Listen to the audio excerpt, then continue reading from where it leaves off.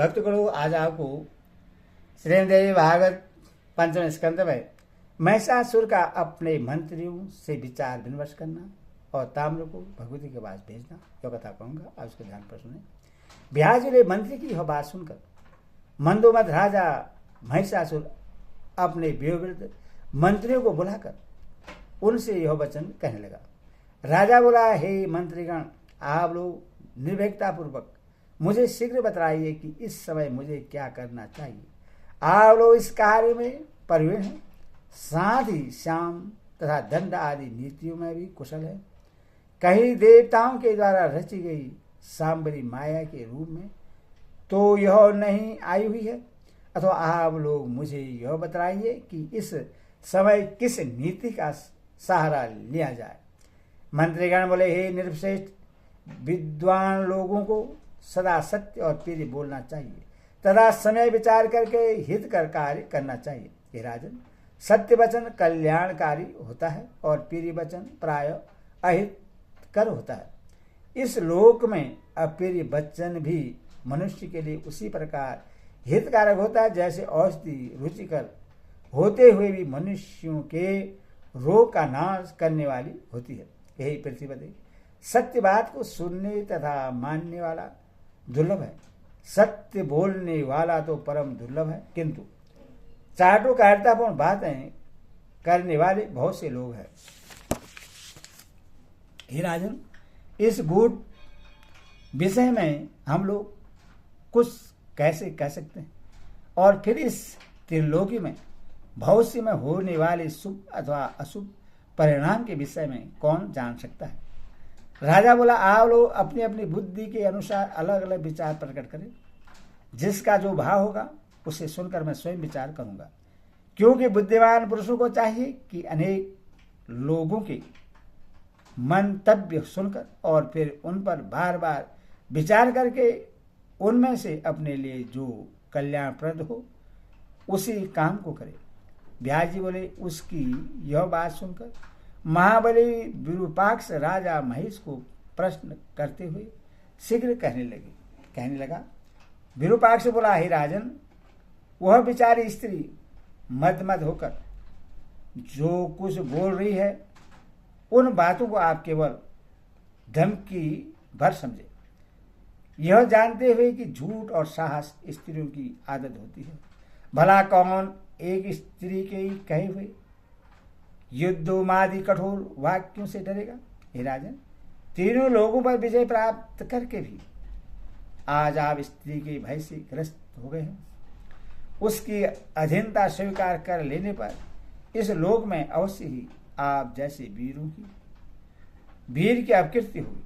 अतएव हे महाराज, मैं अकेला ही उस चंडिका से युद्ध करने के लिए जा रहा हूं और उससे निश्चित रूप से मार डालूंगा।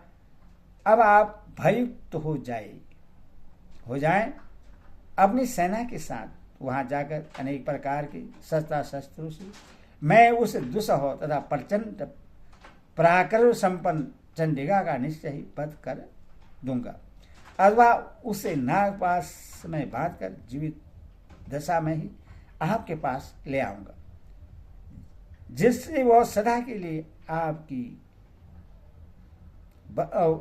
बस वर्तनी हो जाए। राजन, अब आप मेरा पराक्रम देखिए। व्यास बोले, विरूपाक्ष की बात सुनकर दूधर ने कहा, हे राजन, बुद्धिमान विरूपाक्ष ने यथार्थ बात कही है।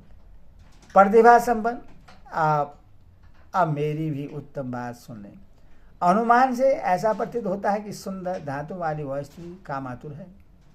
अपने रूप के गर्भ में चूर इस प्रकार की नायिकाएं अपने पीढ़ी को डरा धमकाकर बस में करने का प्रयास करती हैं, वैसे ही यह सुंदरी भी आपको धमकाकर अपने बस में करना चाहती है। यह तो माननीय स्त्रियों का हाव भाव होता है, और रस का महान ज्ञाता ही उस हाव भाव को समझ पाता है। आसक्त प्रेमी के प्रति किसी स्त्री की ऐसी वक्रोक्ति होती ही है, जिससे काम शास्त्र का विद्वान कोई बिरला पुरुष ही समझ पाता है।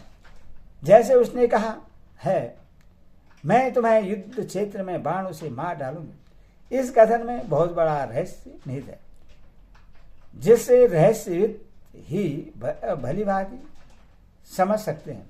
मान्य स्त्रियों के बाण तो उनके कटास ही कहे गए हैं, और हे राजन, उनके व्यंग्यपूर्ण वचन दूसरे पुष्पाजलिमय बाण है, क्योंकि कटास को छोड़कर वह अन्य प्रकार के बाण भला आप पर क्या चला सकेगी। जब ब्रह्मा विष्णु महेश आदि में आप पर बाण चलाने की शक्ति नहीं है, तब ऐसी स्त्रियों में अन्य बाण चलाने की शक्ति कहाँ है।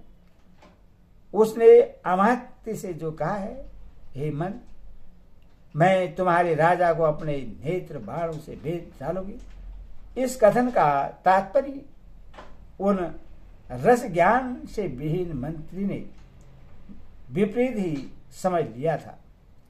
उसने प्रधान अमात्य से जो यह कहा था कि मैं तुम्हारे स्वामी को रणमयी सैया पर गिरा दूंगी, इस कथन का तात्पर्य उस स्त्री के द्वारा विपरीत रति केड़ा का क्या जाना समझना चाहिए।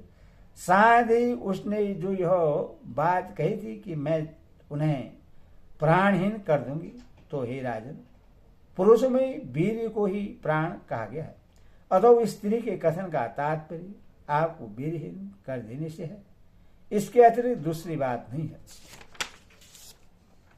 हे राजन, व्यंग भरे इस कथन के द्वारा वह सुंदरी आपको पति के रूप में वर्णन करना चाहती है। रस शास्त्र के विद्वानों को विचार पूर्वक इस कथन का अभिप्राय भली भांति जान लेना चाहिए।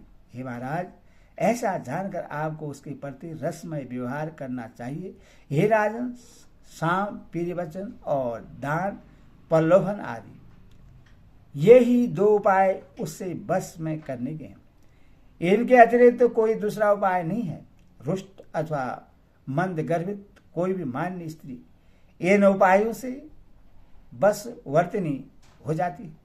उसी प्रकार के मधुर वचनों से प्रश्न करके मैं उससे आपके पास ले आऊंगा।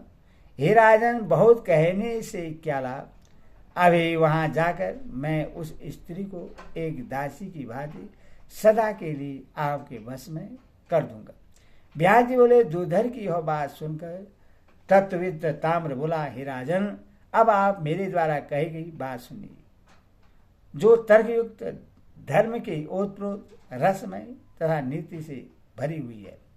हे मानक, यह बुद्धि संपन्न स्त्री न कामातुर रही, न आप पर आसक्त रही, और न ही उसने व्यंग्यपूर्ण बातें ही कही है। हे महाभाव, यह तो महान आश्चर्य है कि एक अत्यधिक रूपवती तथा मनोहर स्त्री बिना किसी का आश्रय लिए अकेले ही युद्ध हेतु आई हुई है। 18 भुजाओं से संपन्न ऐसी पराक्रमशालिनी तथा सुंदर स्त्री किसी के भी द्वारा तीनों लोगों में न तो देखी गई और न तो सुनी गई। उसने अनेक प्रकार के सुदृढ़ आयुध धारण कर रखे हैं। हे राजन, इससे मैं तो यह मानता हूं कि समय ने सब कुछ हमारे विपरीत कर दिया है। मैंने रात में अब शकुन सूचक अनेक स्वप्न देखे, इससे मैं तो यह समझता हूं कि अब निश्चय ही हमारा विनाश आ चुका है। मैंने आज ही उस काल में स्वप्न देखा कि काले वस्त्र धारण किए एक स्त्री घर के आंगन में रुदन कर रही है। यह विनाश सूचक स्वप्न विचारणीय है। हे राजन, आजकल घर घर में भयानक पक्षी रोया करते हैं और घर घर में विविध प्रकार के उपद्रव होते रहते हैं। इससे मैं तो यह समझता हूं कि इसमें निश्चित रूप से कुछ और ही कारण है। तभी तब युद्ध के लिए कृत संकल्प यह स्त्री आपको ललकार रही है। हे राजन, यह न तो मानुषी, न गार्धवी और न आसुरी ही है। अभी तो इससे देवताओं की रची हुई मोहकरी माया समझना चाहिए। अतः मेरा यह दृढ़ मत है कि इस समय कायरता नहीं प्रदर्शित करनी चाहिए। अभी तो हर तरह से युद्ध करना चाहिए। जो होना होगा वह होगा। बहुत से मैं विधाता के द्वारा किए जाने वाले शुभ या अशुभ के बारे में कौन जानता है। अथवा विद्वान पुरुष को चाहिए कि बुद्धिपूर्वक धैर्य धारण करके समय की प्रतीक्षा करें। हे नरेश, प्राणियों का जन्म तथा मरण देव के अधीन है। तीनों लोगों में कोई व्यक्ति इसके विपरीत कुछ भी करने में समर्थ नहीं है।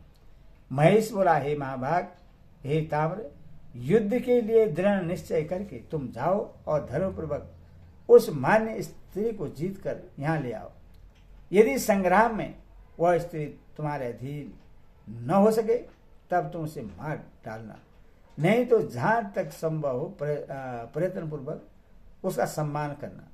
यही सर्वज्ञ, तुम पराक्रमी तथा काम शास्त्र के पूर्ण विद्वान हो, अथवा किसी भी युक्ति से उस सुंदरी पर विजय प्राप्त करना। हे वीर, हे महाबाहो, विशाल सेना के साथ तुम वहां शीघ्रतापूर्वक जाओ और वहां पहुंचकर बार बार चिंतन मनन करके इसका पता लगाओ कि यह किस लिए आई हुई है। तुम यह भी ज्ञात करना कि वह काम भाव अथवा बैर भाव किस भाव से आई है और वह किसकी माया है। आरंभ में इन बातों की जानकारी कर लेने पर तुम यह पता करना कि वह क्या करना चाहती है। तत्पश्चात उसकी सफलता तथा निर्बलता को भली भांति समझ कर ही उसके साथ तुम युद्ध करना। तुम उसके समक्ष न तो कायरता प्रदर्शित करना और न बिल्कुल निर्दयता का ही व्यवहार करना। उसकी जैसी मनोदशा देखना, उसी के अनुसार उससे बर्ताव करना। ब्याजी वाले महिषासुर की यह बात सुनकर काल के वशीभूत वह ताम्र राजा महेश को प्रणाम करके सेना के साथ चल पड़ा। चलते समय मार्ग में यम का द्वार दिखलाने वाला अत्यंत भयानक अपशकुनों को देखकर वह बहुत विस्मित तथा भयभीत होता था। देवी के समीप पहुंचकर उसने देखा कि वे सिंह पर सवार है। वे विविध प्रकार के आयुधों से विभूषित है तथा सभी देवता उसकी स्तुति कर रहे हैं। तदनंतर उस ताम्र ने विनम्र भाव से खड़े होकर साम नीति का आश्रय लेकर मधुर वाणी में शांतिपूर्वक देवी से